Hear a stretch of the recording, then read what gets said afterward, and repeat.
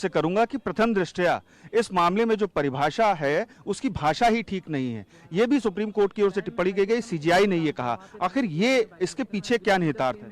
देखिए, जो हम लोग इक्विटी कमेटी की जो बात थी या जो रूल रेगुलेशंस को फ्रेम करने का जो इंटेंट है, वो कहीं ना कहीं दिखाई दे रहा है कि कुछ पर्टिकुलर कास्ट को ही वहां पे जो सिक्योरिटी प्रदान की गई है। यहाँ पे बात ये भी आई कि अगर कोई जनरल कास्ट को कोई जाति सूचक शब्द कहता है, क्या उनके लिए कोई वे आउट है? यहाँ पे कोई कंप्लेन का प्लेटफॉर्म बनाया गया है या कंप्लेन किस तरह से डेल्ट की जाएगी या कोई एक्शन होगा, इसको लेकर कोई बात की गई?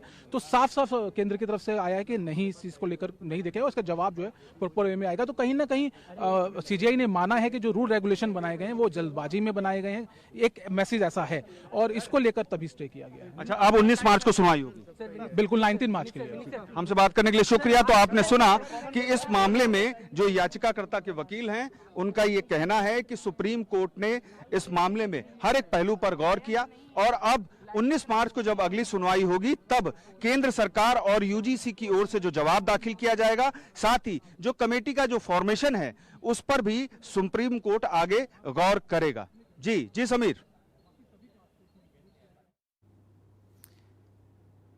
तो 19મી માર્ચનો દિવસ મહત્વનો રહેશે કે જ્યાં કેન્દ્ર સરકાર અને યુજીસી દ્વારા પણ જવાબ રજૂ કરવામાં આવશે, કારણ કે હાલ જે છે તે ઘણી બધી અસ્પષ્ટતાઓ હોવાની વાત કરવામાં આવી છે।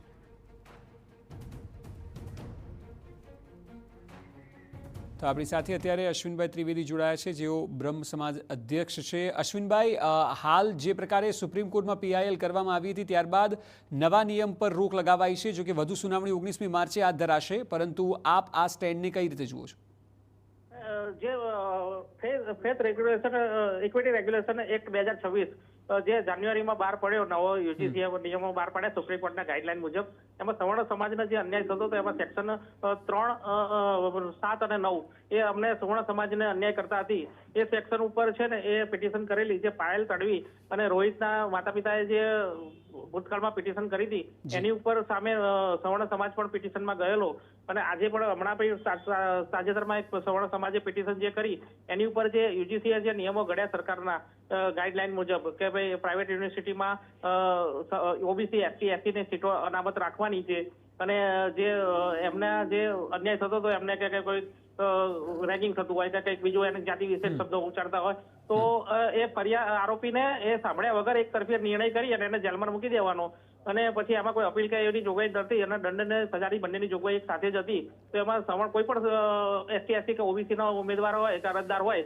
ફરિયાદી, તો એ આ લોકોને સવર્ણ સમાજને અન્યાય કરી શકે, ખોટી ફરિયાદો કરી શકે, વૈમનસ્ય થાય, અને જે બંધારણની કલમ છે 14, 19 અને 21 એનો સમાનતાનો બંધિત્વનો ભાવનાનો જે ભંગ થતો હતો, તો એના કારણે આજે સુપ્રીમ કોર્ટે જે ગાઈડલાઈન આપી છે કે 19 માર્ચે સરકારે એનો પક્ષે જવાબ રજૂ કરવાનો યુનિવર્સિટીએ, જે પ્રાઇવેટ કોલેજોમાં પહેલા મેરિટ હતું કે ભાઈ 70% ઉપર મેનેજમેન્ટ સીટોમાં પ્રવેશ આપવાનો હતો, તો એ સીટોમાં પણ હવે ઓબીસી એસટી છે ને એ પ્રવેશ લઈ શકે, અને એના કારણે જે સવર્ણ સમાજ છે ને એડબ્લ્યુએસ વાળો સમાજ જે આપણો અમારો છે જનરલ કેટેગરીનો, એની એ સીટો પર તરાપ મારવાનો પણ એક પ્રયત્ન થતો હતો।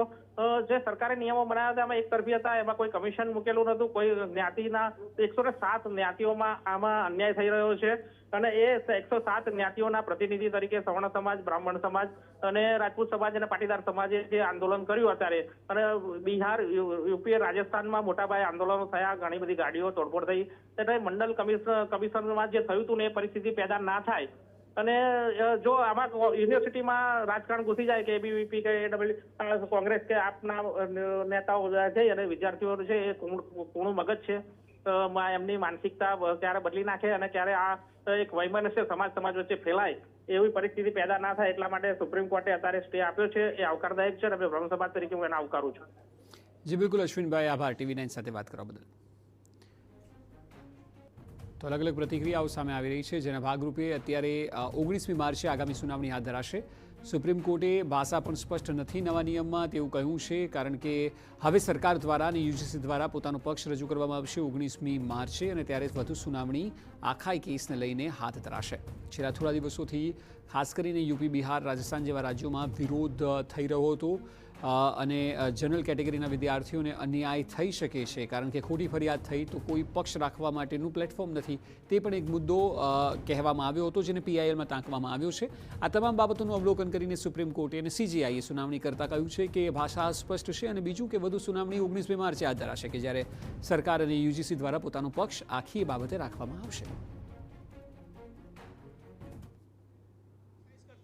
आर्टिकल 142 जो यूजीसी रेगुलेशंस 2012 हैं उनको इनऑपरेशन किया, उनको प्रभावी किया. अगला कदम क्या रहेगा, क्योंकि इस पे सुप्रीम कोर्ट की तरफ अब सुप्रीम कोर्ट ने इस मामले में केंद्र सरकार को और सारे पक्षकारों को नोटिस जारी किया है और इस मामले की अगली सुनवाई 19 मार्च को निर्धारित की गई है. 19 मार्च को क्या कुछ होने की संभावनाएं हैं? अब ये तो कोई व्यक्ति प्रेडिक्ट नहीं कर सकता है. केंद्र सरकार से जवाब मांगा है, केंद्र सरकार अपना जवाब देगी, फिर मामला आगे बढ़ेगा.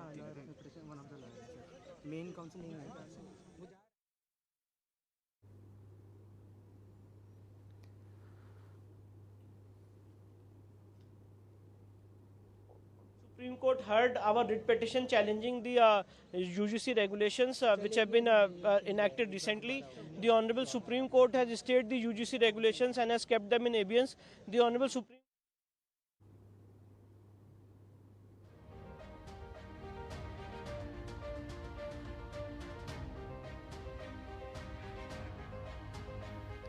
તો નવા નિયમોનો વિરોધ કેમ થઈ રહ્યો છે તે મુદ્દાઓ પણ આપણે બતાવી રહ્યા છે. સામાન્ય વર્ગના વિદ્યાર્થીઓને કર્મચારીઓને રક્ષણ નથી મળી રહ્યું.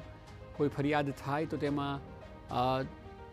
સીધું તેમને દંડ થઈ શકે છે અને એટલા માટે વિરોધ કરવામાં આવ્યો કે એક પ્લેટફોર્મ હોવું જોઈએ કે જ્યાં તેઓ પોતાનો પક્ષ રાખી શકે. અને એ સિવાય જે કમિટી બનાવવામાં આવી છે કમિટીમાં પણ SC ST OBCના જ સભ્યો છે તે વાતને લઈને પણ વિરોધ કરવામાં આવ્યો હતો. અને આ તમામ બાબતોને લઈને જ્યારે PIL કરવામાં આવી સુપ્રીમ કોર્ટમાં ત્યારે સુપ્રીમ કોર્ટે આજે સુનાવણી હાથ ધરતા 19મી માર્ચે વધુ સુનાવણીનું નક્કી કર્યું છે જ્યાં સરકાર અને UGC પોતાનો પક્ષ રાખશે.